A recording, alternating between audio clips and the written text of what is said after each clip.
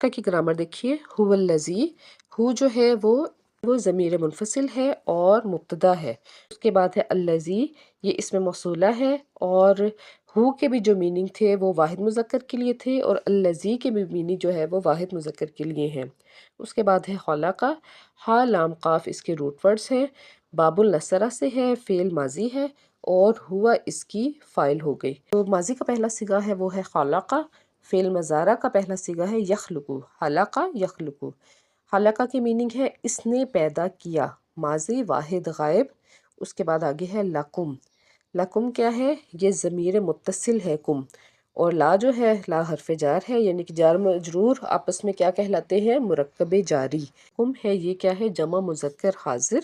اس کے بعد آگے ہے ماں، ماں اسم موصولہ ہے، اور یہ آیت کے درمیان میں اگر آ جاتا ہے تو پھر ہم اس کو اسم موصولہ کہتے ہیں، اور اس کی میننگ ہو جائیں گے جو کہ۔